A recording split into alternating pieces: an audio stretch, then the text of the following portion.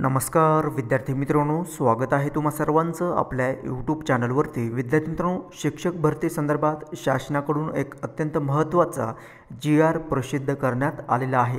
पाहूयात सविस्तर या व्हिडिओमध्ये या GR मध्ये नेमकं काय सांगण्यात आलेलं आहे ते। सो व्हिडिओ शेवटपर्यंत पहा विदाउट स्किप करता, जेणेकरून विद्यार्थी मित्रांनो आगामी जी काही शिक्षक भरती होणार आहे त्या संबंधित तुम्हाला योग्य माहिती समजेल। विद्यार्थी मित्रांनो पहा, आत्ताचे जे काही GR येत आहेत भरती संदर्भातचे किंवा शिक्षक भरती किंवा इतर ज्या काही गव्हर्नमेंट भरती येत आहेत त्यामध्ये शासनाचे धोरण तुम्हाला लक्षात घ्यायचं आहे, समजून घ्यायचं आहे। जसं की इतर भरतीमध्ये मुख्यमंत्री युवा कार्य प्रशिक्षण योजनेअंतर्गत 6 महिन्याच्या कॉन्ट्रॅक्ट बेसवरती शासकीय तसेच निमशासकीय संस्थांमध्ये बाह्य स्वरूपाद्वारे हे या ठिकाणी पदभरती अत्यंत गतिमान पद्धतीने चालू आहे। तुम्ही सर्वांनी ते देखील पाहिलेली आहे। परंतु आता शिक्षक भरतीचं या ठिकाणी पहा, शिक्षक भरती संदर्भात कॉन्ट्रॅक्च्युअल पदभरती संदर्भात हा GR पास करण्यात आलेला आहे। तुम्हाला या भरती संदर्भात काय वाटतं ते व्हिडिओच्या शेवटी कमेंट्स करून नक्की सांगायचं आहे। परंतु हा GR आपण सर्वात अगोदर पाहूयात। स्थानिक स्वराज्य संस्थांना 20 व 20 पेक्षा कमी पटसंख्या असलेल्या शाळेत सेवानिवृत्त शिक्षक, DED, BED अर्हताधारक उमेदवार निव्वळ कंत्राटी तत्वावर नियुक्ती करण्याबाबत या ठिकाणी हा शासनाचा GR 5 सप्टेंबर 2024 रोजी प्रसिद्ध झालेला आहे।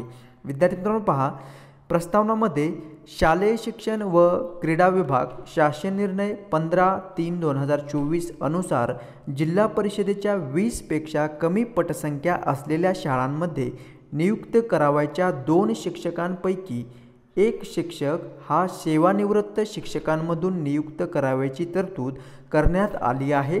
त्यानुसार कमी पटसंख्या असलेल्या सर्वच शाळांना सेवानिवृत्त शिक्षक उपलब्ध होतील असे नाही। ठीक आहे, तर त्यानुसार पहा अशा ठिकाणी काय केले आहे, सदर पद रिक्त झाल्याने विद्यार्थ्यांचे नुकसान होणार नाही। राज्यात DED, BED अर्हताधारक पात्र बेरोजगार उमेदवारांची संख्या मोठ्या प्रमाणात आहे। यास्तव त्यांना देखील अशा ठिकाणी संधी दिल्यास शिक्षकांचे पद रिक्त न राहता विद्यार्थ्यांचे शैक्षणिक नुकसान होणार नाही। यास्तव 20 पेक्षा कमी पटसंख्या असलेल्या शाळेमध्ये सेवानिवृत्त शिक्षक व DED, BED अर्हताधारक पात्र उमेदवारांना नियुक्ती देण्याची बाब शासनाच्या विचाराधीन होती आणि त्यानुसारच विद्यार्थी मित्रांनो हा शासन निर्णय प्रसिद्ध करण्यात आलेला आहे। पहा, स्थानिक स्वराज्य संस्थांना 20 व 20 पेक्षा कमी पटसंख्या असलेल्या शाळांमध्ये मंजूर करण्यात आलेल्या 2 शिक्षकांपैकी एक सेवानिवृत्त शिक्षक किंवा DED, BED अर्हताधारक बेरोजगार शिक्षकांची नियुक्ती करण्यात यावी याबाबतच्या सुधारणा तपशील खालीलप्रमाणे विहित करण्यात आलेला आहे। यामध्ये पहा, सेवानिवृत्त शिक्षकांसंबंधित सदर नियुक्तीसाठी कमाल वयोमर्यादा 70 वर्षे राहील। राज्यातील मान्यताप्राप्त शिक्षण संस्थेतून नियत वयोमानानुसार सेवानिवृत्त झालेला शिक्षक असावा। तसेच करार पद्धतीने नियुक्त करावयाच्या सेवानिवृत्त शिक्षकांविरुद्ध कोणत्याही प्रकारची चौकशी प्रलंबित अथवा प्रस्थापित नसावी किंवा अशा चौकशी प्रकरणी कोणतीही शिक्षा झालेली नसावी।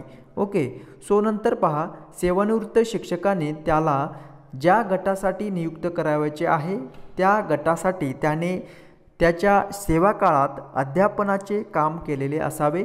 तसेच सुरुवातीच्या नियुक्तीचा कालावधी एका शैक्षणिक वर्गासाठी राहील किंवा वर्षासाठी राहील।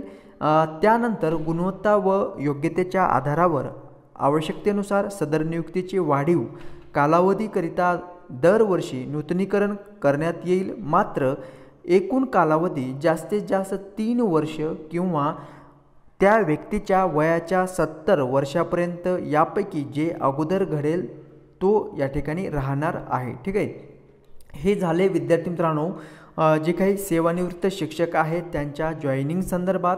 आता DED आणि BED अर्हताधारक जे बेरोजगार उमेदवार आहेत त्यांच्यासाठी काय अटी ठेवण्यात आलेल्या आहे पहा, सदर नियुक्तीसाठी शासन निर्णयानुसार किमान व कमाल वयोमर्यादा लागू राहील। डी.एड व बी.एड अर्हताधारक बेरोजगार उमेदवारांना करार पद्धतीने कंत्राटी तत्वावर नियुक्ती देण्यात आल्यामुळे संबंधितास शासनाच्या कोणत्याही संवर्गात सेवा समावेशनाचे किंवा सामावून घेण्याचे व नियमित सेवेचे इतर कोणतेही लाभ मिळण्याचा अधिकार किंवा हक्क नसणार आहे। ठीक आहे। नंतर पहा, सुरुवातीला नियुक्तीचा कालावधी 1 शैक्षणिक वर्षासाठी असेल, परंतु त्यानंतर गुणवत्ता व योग्यतेच्या आधारावर आवश्यकतेनुसार सदर नियुक्तीचे वाढीव कालावधीकरिता दरवर्षी नूतनीकरण करण्यात येणार आहे। ठीक आहे। सो ही बाब तुम्हाला समजलेली असावी। ठीक आहे। कॉन्ट्रॅक्च्युअल बेसवरती आहे, परंतु जो तुमचा परफॉर्मन्स राहणार आहे, तुमची गुणवत्ता तसंच योग्यताच्या आधारावर तुम्हाला नंतर काय करणार आहेत, दरवर्षी तुमचे जे आहे ते नियुक्ती किंवा नूतनीकरण तुम्हाला त्या ठिकाणी करून घेतलं जाणार आहे। ओके। सो त्यासाठी पहा काय अटी किती मानधन तुम्हाला दिले जाणार आहे। पहा, सर्वसाधारण तरतुदी खालीलप्रमाणे देण्यात आलेली आहे। ती म्हणजे मानधन 15,000 रुपये प्रतिमाह कोणत्याही इतर लाभाव्यतिरिक्त तुम्हाला दिलं जाणार आहे। एकूण 12 रजा देय असणार आहेत। ओके। सो एकूण देय रजेपेक्षा जास्त रजा ह्या विनावेतन असतील। कोणतेही प्रशासकीय अधिकारी नसतील। जिल्हा परिषदेच्या वतीने शिक्षणाधिकारी प्राथमिक यांच्याशी करारनामा स्वाक्षरित करणे हे आवश्यक राहणार आहे। नंतर बंधपत्र किंवा हमीपत्र नियुक्तीच्या कालावधीत करार पद्धतीने शिक्षकीय पदाचे विहित काम पूर्ण करण्याची जबाबदारी ही संबंधित व्यक्तीची राहील। या आशयाचे बंधपत्र हमीपत्र घेण्यात यावे।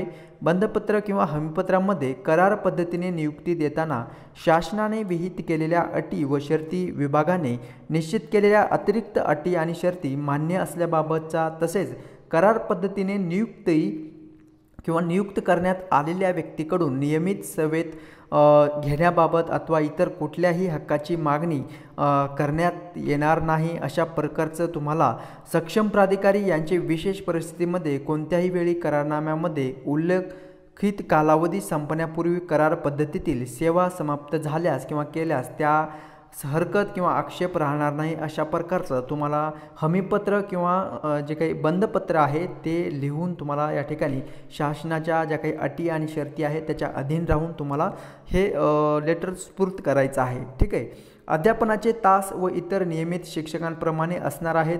प्रत्येक जिल्ह्यांसाठी संबंधित शिक्षणाधिकारी प्राथमिक व मुख्य कार्यकारी अधिकारी जिल्हा परिषद यांनी पात्र इच्छुक उमेदवारांकडून आवेदनपत्र मागवून नियुक्तीचे आदेश त्यांना देण्यात यावे असं या ठिकाणी शिक्षणाधिकाऱ्यांना सांगण्यात आलेलं आहे जिल्हा निवड समितीकडे। ठीक आहे। सदर प्रक्रियेसंदर्भात आवश्यकता असल्यास आयुक्त शिक्षण यांनी अतिरिक्त सूचना निर्गमित कराव्यात। तसंच नियुक्तीसाठी सक्षम प्राधिकारी यांना विशेष परिस्थितीसाठी कोणत्याही वेळी अशा प्रकारचा किंवा करार पद्धतीवरील सेवा समाप्त करण्याचे अधिकार त्यांना देण्यात आलेला आहे। ठीक आहे। सो विद्यार्थी मित्रांनो, पहा, ही करार पद्धतीने नियुक्ती करावयाचे शिक्षक शारीरिक मानसिक आरोग्याच्या दृष्टीने सक्षम नसल्याचे किंवा प्रस्तावित सेवेसाठी त्यांच्याकडील आवश्यक क्षमता नसल्याने निर्देशनास आल्यास त्याची कंत्राटी सेवा ही समाप्त करण्यात यावी असंही देखील या ठिकाणी सांगण्यात आलेलं आहे। ठीक आहे। सो विद्यार्थी मित्रांनो, ही जी पदभरती आहे ते कॉन्ट्रॅक्च्युअल बेसवरती असणार आहे। It's depend on your performance. ते तुम्हाला या नियुक्तीमध्ये जे काय हे पुढे रुजू करून घेतील अथवा नाही हे तुमच्या ह्याच्यावर असणार आहे। ठीक आहे। तर पहा, यासाठी तुम्हाला जे काही मानधन दिलं जाणार आहे ते पर महिन्याला 15,000 रुपये हे दिलं जाणार आहे। ठीक आहे। आणि त्यामध्ये 15 रजा या ठिकाणी तुम्ही घेऊ शकता। एकूण देय रजेपेक्षा जर तुमच्या रजा जर जास्त असतील तर ते त्या रजेकरिता तुम्हाला वेतन जे आहे ते दिलं जाणार नाही। ठीक आहे। सो अशा पद्धतीचा हा GR आलेला आहे। शासन निर्णय डी.एड बी.एड जे उमेदवार झालेले आहेत त्यांच्या संदर्भात हे कंत्राटी पदभरतीचा GR प्रसिद्ध झालेला आहे। यासाठी अधिक माहिती जर हवी असेल विद्यार्थी मित्रांनो तुम्हाला तर maharashtra.gov.in या अधिकृत संकेतस्थळावरती व्हिजिट करा। त्यावरती ज्या काही शासन निर्णय संबंधित निर्णय आलेले आहेत ते तुम्हाला व्यवस्थितरित्या या ठिकाणी पाहता येणार आहे। याची लिंक तुम्हाला डिस्क्रिप्शनमध्ये प्रोव्हाइड केली जाईल। त्या लिंकवरती क्लिक करून हा शासन निर्णय डाउनलोड करून घ्या आणि व्यवस्थितरित्या तुम्हाला हा निर्णय समजून घ्यायचा आहे। ठीक आहे। या व्यतिरिक्त जर तुमचे काही प्रश्न असतील तर कमेंट्स करून नक्की सांगायचं आहे. त्या कमेंट्सचा रिप्लाय माझ्याकडून मी देण्याचा नक्कीच प्रयत्न करेल. ठीक आहे. सो विद्यार्थी मित्रांनो, जर माहिती समजली असेल तर लाईक जरूर करायचं आहे आणि जर तुम्ही नवीन चॅनल पाहत असाल तर चॅनलला सबस्क्राईब जरूर करायचं आहे. भेटूयात नेक्स्ट अपडेट घेऊन नवीन व्हिडिओमध्ये. धन्यवाद.